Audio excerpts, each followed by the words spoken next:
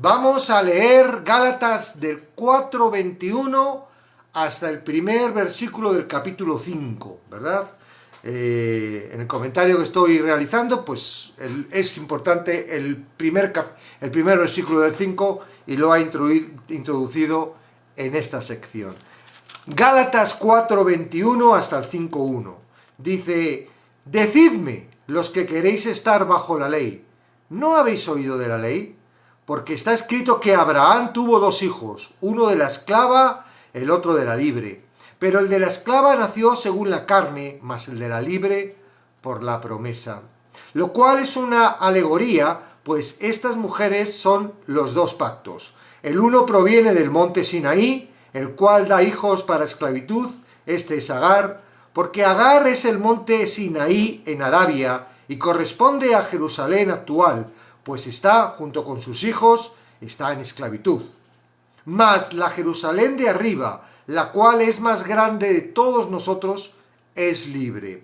Porque está escrito: regocíjate, oh estéril, tú que no das a luz, porrumpe en júbilo y clama, tú que no tienes dolores de parto, porque más son los hijos de la desalada que la que tiene marido. Así que, hermanos, nosotros como Isaac somos hijos de la promesa, pero como entonces el que había nacido según la carne perseguía al que había nacido según el espíritu, así también ahora. Mas, ¿qué dice la Escritura? Echa fuera a la esclava y a su hijo, porque no heredarán el hijo de la esclava con el hijo de la libre.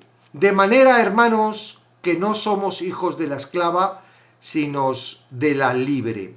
Estad, pues, firmes en la libertad con que Cristo nos hizo libres, y no estéis otra vez sujetos al yugo de esclavitud. Dice, primero veremos el pasaje bajo el trasfondo histórico. El primer dato histórico que Pablo recuerda acerca de Abraham fue que él tuvo dos hijos. Los hijos se distinguieron entre sí por varias cosas. Primero que todo porque tuvieron madres diferentes. Una de ellas fue esclava y la otra fue libre. El primer hijo fue Ismael, cuya madre fue Agar, una esclava egipcia de Sara, la esposa de Abraham. El segundo fue Isaac, cuya madre fue Sara.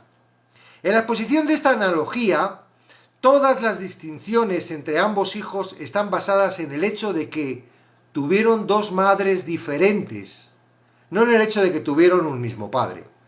Abraham, ¿no?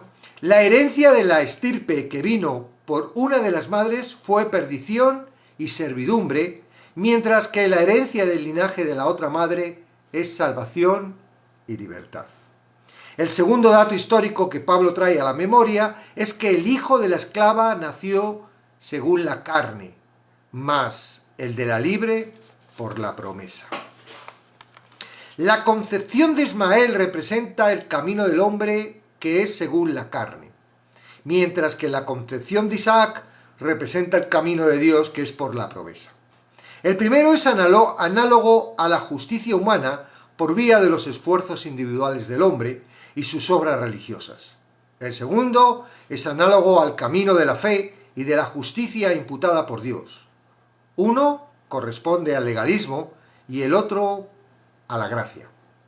Ismael simboliza a los que solo han tenido un nacimiento natural y confían en sus propias obras. Isaac simboliza a quien también han tenido un nacimiento espiritual por cuanto han confiado en la obra de Jesucristo. Ahora veamos la interpretación divina según la expresó Pablo. Los críticos no están muy conformes con la traducción que han dado a la palabra griega, que aquí se nombra como alegoría, que en griego es alegoreo, compuesta por las siguientes alocuciones: aios, significa otros, y agoreu, hablar en un lugar de reunión, es decir, en público. Su significado literal es decir algo diferente a lo que se habla. Se usaba como referencia a una historia cuyo significado era diferente al que parecían tener las palabras en su sentido literal. Alude a la idea de una cosa que es representada con la imagen de otra cosa. En este caso, la verdad espiritual es ilustrada por el relato histórico y por eso se puede hablar más de una correctamente de analogía, ya que este es el significado básico del término en griego. Es distinto hablar de alegoría que analogía. ¿Por qué? Porque una alegoría es, bueno, algo que parece, y ahí te puedes perder en muchas cosas. Da mucha libertad, ¿verdad? Ahí te puedes inventar lo que quieras. Como es una alegoría, pues entonces por eso digo que aquí esa palabra alegoría es un poco, porque claro, entonces todo es alegoría y entonces podemos poner como lo que queramos nosotros como alegoría. Por eso dice aquí que según el griego y la palabra es mejor hablar de una analogía, que eso sí tiene que ver con algo que expresa una similitud a lo que está mostrando.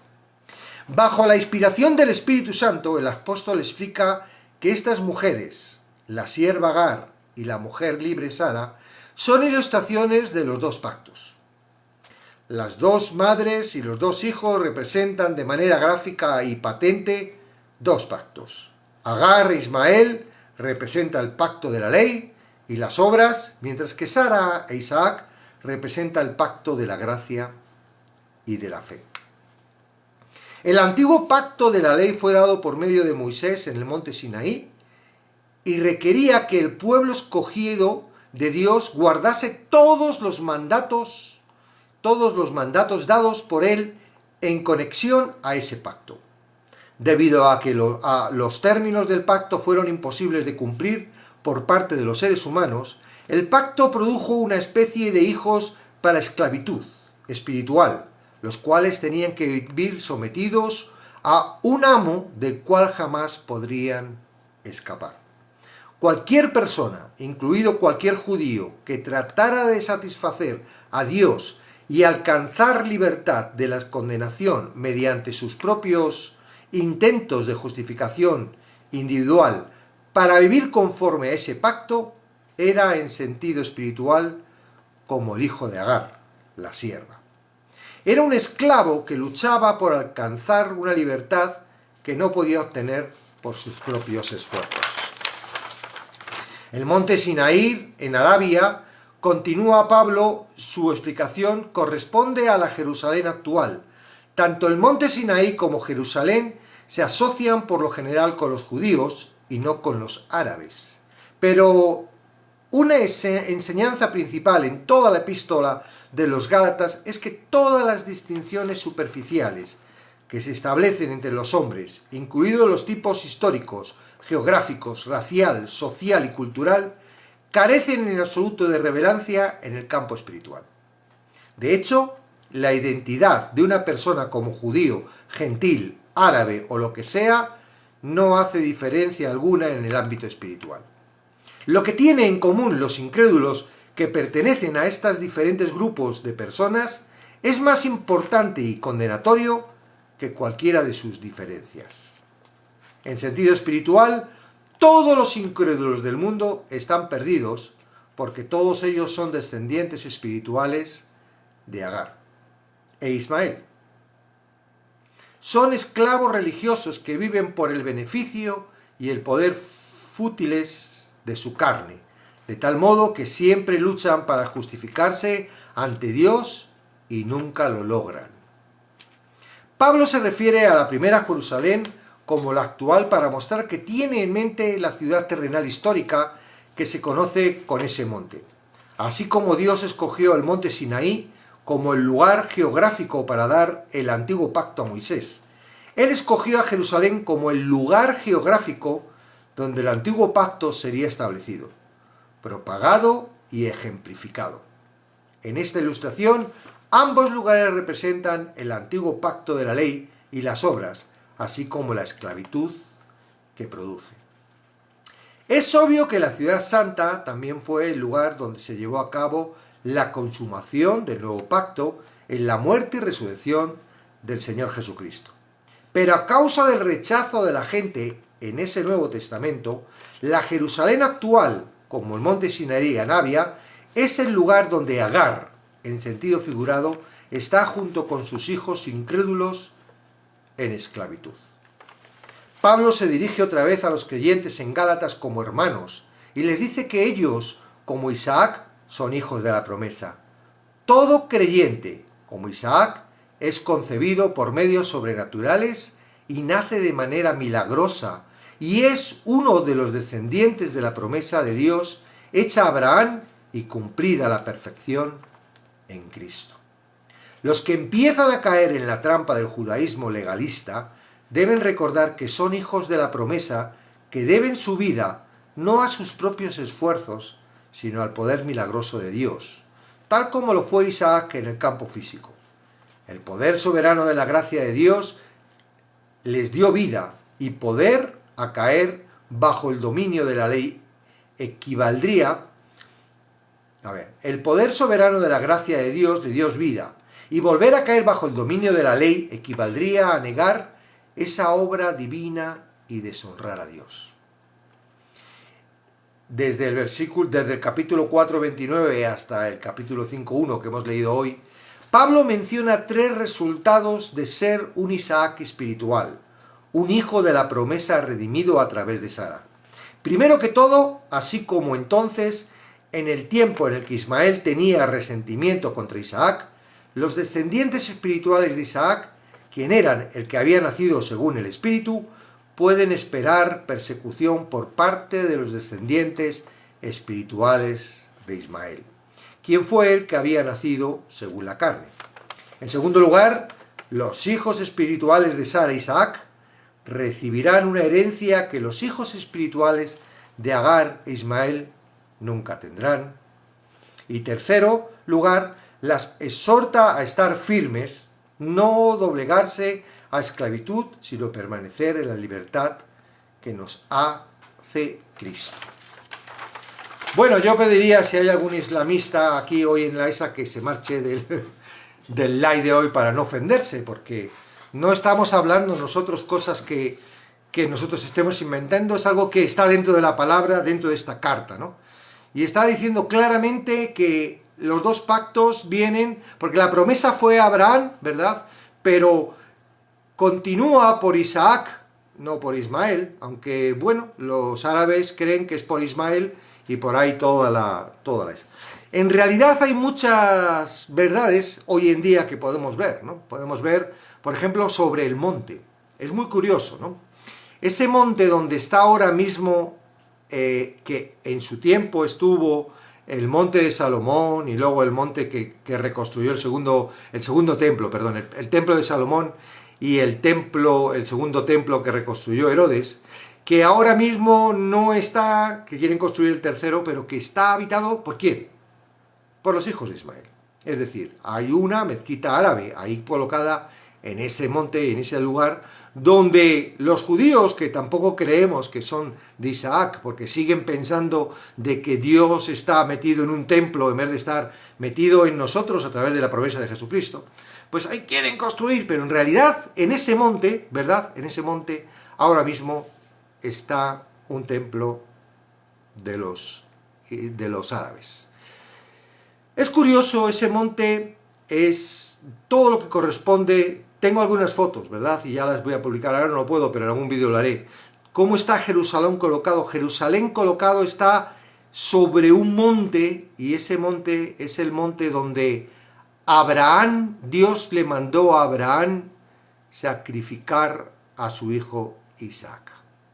3 días tardó en llegar, el hijo Isaac llevaba la leña y fue colocado como sacrificio para morir, ¿verdad? Allí, pero Dios proveyó, dice, Dios proveyó, pero proveyó o proveerá. En ese momento proveyó un cabrito, pero en realidad, muy cerca de ese sitio, en un montecito que corresponde a esa misma montaña, ¿verdad?, murió la ofrenda verdadera, el Cordero de Dios, Jesucristo. Curioso es que también cuando David peca, ¿verdad?, que no cuando se acuesta y mata al marido con la que se acuesta, sino ya en la última etapa de su vida, él hace un censo, algo que es un gran pecado para David, y Dios le castiga a la nación con una enfermedad, está trayendo enfermedad, ¿no? Y él está en aflicción porque dice, ay, lo que he hecho y ahora cómo voy a parar esto, y está moviéndose, y acercándose por ese monte, ¿verdad? Ahí vio un ángel que estaba tirando dardos, que era la enfermedad, y entonces él dijo, aquí es donde yo construiré, que no pudo construirlo él, ¿verdad? Porque lo tuvo que construir Salomón. Construiré el templo. ¿Para qué era el templo? En ese momento era para hacer sacrificios, que eran lo que iba a venir después, ¿verdad? Con Jesucristo. En sí con Jesucristo. Ahora subo, ¿vale? Entonces, curioso lo del monte, ¿verdad? Curioso lo de Jerusalén. Ahora, lo que está mostrando aquí, hoy Pablo, en eso es que la Jerusalén de hoy está mostrando la descendencia de Ismael. El pacto de la ley. Y si te das cuenta un poco cómo se rige, no vamos a hablar del islamismo, porque tenemos que hablar de lo que nos tenemos más cerca, el judaísmo, ¿verdad? Y aún más cerca, nuestras iglesias, que se asimilan mucho al judaísmo porque cogen tanto parte de los 10 mandamientos o parte de los mandamientos de la ley como parte de la gracia, y hacen un pupurrí ahí de cosas que nos hacen que nos esforcemos, en vez de estar enfocados en lo que Cristo quiere que hagamos, lo que el Espíritu Santo nos proporciona, la capacitación que hace el Espíritu Santo, quiere que nos esforcemos en nosotros, y en realidad eso era la función que tenía la ley, para mostrarnos de que éramos imperfectos y que éramos pecadores, y llevarnos a Cristo. Ya vino Cristo, ya murió Cristo, ya resucitó Cristo, ya tenemos el Evangelio, ya tenemos las Escrituras, ya no tenemos que demostrar a nadie que nosotros lo que somos, porque en realidad no somos nada. Es Él. No puedes. Siempre recuerdo la historia del fariseo y el publicano. Ay, yo si fuera pastor quisiera muchos fariseos como ese. Pero no fue justificado. Porque en realidad no se justifican las obras, no se justifica el celo por Dios, se justifica y es interesante que la esperanza no es algo que tampoco haga el cristiano, es también un don que Dios da. Es como la fe, tú tampoco puedes tener fe, porque también es un don que Dios da. Es igual que el amor, tú no puedes dar amor si tú no te acercas a la fuente del amor. Tú no puedes hacer absolutamente nada sin estar en armonía con Dios. Pero resulta que para estar en armonía con Dios tienes que hacer, y ahí está el problema, y ahí está lo que está denunciando Pablo, y que mañana lo va a decir claramente en la parte que tenemos. No te pierdas la parte que nos corresponde mañana. Entonces, tenemos aquí los dos pactos, ¿verdad? El de Ismael, pobre árabes, de la esclava, y en realidad son esclavos, son esclavos. Yo no tengo nada contra los árabes, al contrario, no es que me den pena, yo deseo, ¿verdad? Porque me dan pena también los cristianos que andan confundidos, y me dan pena los que no creen en Dios, y siento lástima, ¿verdad? Pero eso yo creo que es la misericordia misma de Dios, que nos pone ese corazón. ¿Para qué? Para poder en misericordia, poder testificarles o ser el instrumento, porque no es cuestión nuestra. No por mucho que te lo propongas, no por mucho que hables, no por mucho que le des vuelta, no por mucho que dediques tiempo, depende de Dios, no depende de ti. Hay que saber, ¿sabes? Porque a veces Satanás nos entretiene de tal forma y nos anula y pone tantas tinieblas en nuestras vidas que es imposible, corta la comunicación con nuestro Dios y no permite que hagamos lo que tengamos que hacer. A lo mejor por estar discutiendo ahí con un grupo de árabes, pierde la oportunidad de la persona que te está poniendo Dios cerca de ti para que hables. No lo hagas con tus fuerzas. Deja al Espíritu Santo. Si el Espíritu Santo quiere, vas a ver que Él lo hace. Te va a llevar. José dijo, ¡ay, que me metan en una cuba! ¡Ay, que me vendan para esclavo! ¡Ay, que me metan en la prisión! ¡Ay, que vengan estos para la prisión y que los describe el sueño! ¡Ay, que después se olviden de mí y luego cuando... No, José fue dirigido directamente por Dios para su voluntad. Y él lo pasó canutas, ¿verdad? Y de esclavo a la prisión y al final a ser siervo del mm, del faraón, y ahí a trabajar con los egipcios y a estar acumulando grano. ¿Y para qué? Para encontrarse con sus hermanos, reconciliar su familia y dar de comer al pueblo de Dios y no se muriera de hambre. A la larga, todo eso estaba preparado para el pueblo de Dios, porque ¿de qué sirve comer, vivir en el mundo si luego cuando te mueres, mueres físicamente, mueres también espiritualmente?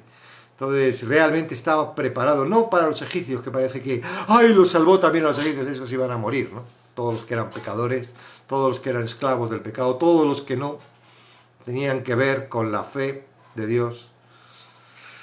No sé dónde estarán, pero la palabra es clarita. Muchos son los llamados, pocos los escogidos, y no hay otra forma de pasar, según nuestro entendimiento, ¿vale? Si tú crees otra cosa, pues te respetamos, pero según lo que nosotros entendemos y pone en la palabra, solo es a través de Cristo. No es ni a través de tus vigilias, ni de tus oraciones, ni de tus ayunos, ni tu proponerte no pecar, no, es a través de Jesucristo, ¿vale? Entonces, yo cada día, yo no sé si es que Dios me da la revelación o cada vez voy entendiendo más en qué funciona todo esto, pero me daba cuenta de que, claro, la gente es celosa, hay que obedecer y hay que obedecer, pero es distinto que la obediencia salga de uno propiamente a que uno se ponga a obedecer a la fuerza. Son dos cosas diferentes. Si yo me pongo a hacer obediencia a la fuerza, quiero un mérito. Tengo un mérito porque me está costando. Mientras que si yo lo hago, ¡buah!, lo que decís dando gracias a Dios, Dios Señor, tu misericordia me hace ser obediente y me hace cumplir las cosas. Entonces, claro, entonces parece como que los que confiamos en la gracia, en los que confiamos en Jesucristo, en los que tan solo es la fe, parece como que estamos diciendo que no hay que obedecer, que no hay que cumplir la ley, que mira, la cumplimos. Y ayer lo decía nuestro amigo que está también esperando ahí para subir, ¿no? Gerardo, que sale, es algo voluntario, ¿no? Sale de nosotros, no está exteriormente, no es una prueba de una lista, ay, tengo que hacer esto porque si no, no, sale voluntariamente porque está dentro de nosotros. Por fe hemos recibido a Jesucristo, hemos entendido y Cristo nos manda el Espíritu Santo, Dios nos manda el Espíritu Santo y el Espíritu Santo nos escribe en nuestro corazón y en nuestra mente la ley. Ya no es algo que nos cuesta hacer, no nos cuesta, al contrario, es para nosotros un placer. ¿Te cuesta comer? ¿Te cuesta comer la comida que te gusta? A nosotros nos encanta. Pero no por cumplir la ley. Nos encanta hacer lo que Dios quiere que hagamos. Nos encanta. Es un placer para nosotros. No nos tienen que decir, oye, tenéis que ser obedientes. Ya lo somos. Por naturaleza. Sale por naturaleza. Ok, entonces si tú te cuesta algo, algo está pasando, ¿no? Es probable que todavía estés en esclavitud y no hayas dicho, wow, ¿y por qué? Porque no crees que Cristo te haya liberado completamente, porque dependes todavía de ti y dependes de lo que tú puedes y no puedes hacer, y entonces ahí Satanás todavía te tiene pillado y encarcelado. Vimos ayer que había dos tipos de gentiles, ¿verdad? De aquí de Gálatas. Había los que no estaban todavía formados y se estaban perdiendo y estaban perdiendo la gracia, ¿no? Y esos dice, y estoy otra vez de dolor de parto, decía Pablo, otra vez voy a paríos. Estoy con dolor de parto hasta que Cristo, dice el 19, dice, hijitos míos, por quien vuelvo a sufrir dolores de parto hasta que Cristo sea formado en vosotros. ¿Cómo? ¿Cómo Cristo se puede formar en mí? Pues a través de la palabra, a través de entender que es a través de Cristo, solo fe. Quítate todas esas obligaciones, todo eso. Sí lo vas a cumplir, pero cuando confíes en que es solo Cristo, en cuando confíes y creas que Él te ha liberado del pecado, que ya no estás bajo pecado, estás bajo la gracia, que ahora Él no te juzga, que ahora ya te ha juzgado, ya sé, todo lo que te va a juzgar a ti lo ha juzgado en Jesucristo. Él murió por lo que tú tenías que morir, ya créelo. No vuelvas otra vez a las obras, a la ley, a los mandamientos, a la obediencia, a que tengo que mostrar un buen testimonio. Mira, tú tienes que mostrar a Cristo. Y la mejor forma de mostrar a Cristo es Muéstrate como tú eres y dile, mira, yo soy así, pero Cristo vive en mí y Él es el que hace las cosas. Yo apenas valgo lo que Él quiera que valga, pero quien sí vale es Él. Ahora, si tú te pones a esforzarte, a ayunar, a leer la palabra, a ser bueno, entonces vales tú, estás demostrando tú. Deja que sea Él el que las obras que ha preparado para ti pueda. Siervo inútil eres. Lo que tienes que hacer, eso haz.